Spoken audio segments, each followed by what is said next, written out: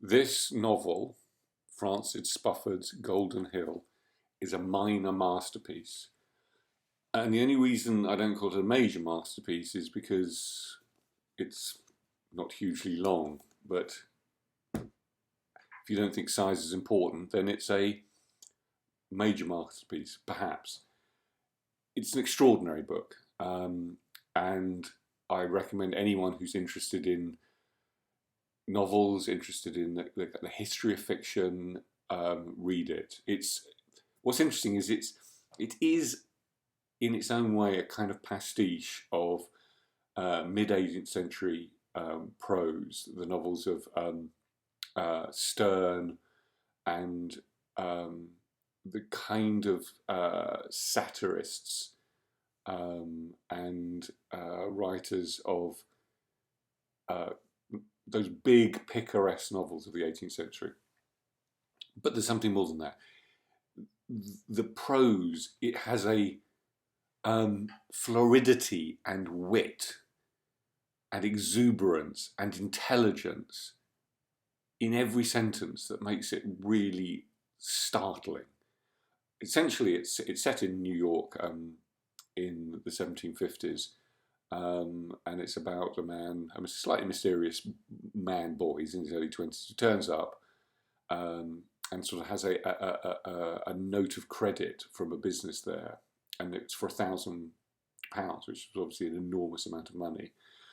And it takes place over a few months, and it's how he has to wait for this another piece of evidence that he's owed this money to turn up before he gets it. And in a sense, between those 2 points, it's a kind of classic mid 18th century romp. You know, big things happen. He gets into lots of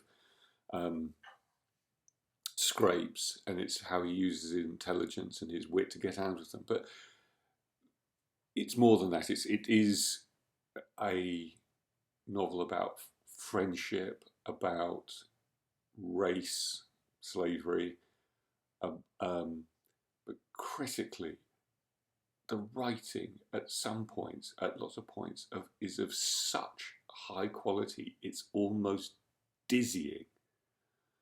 And it's about 2/3 of the way through, I was just thinking, there are a few writers alive now who can do this at such density, because because of this kind of fluidity, this baroqueness. When I say fluidity, I mean like florid, not fluoride. But this kind of kind of rococo rather than baroque, because you can have quite plain baroque. Kind of rococo, the involution of these sentences, the wordplay and whatever. The fact that you can also get deep into emotion, psychology, place, situation, and sort of dramatic irony is an achievement. It is a brilliant book, and I highly recommend it. Thank you.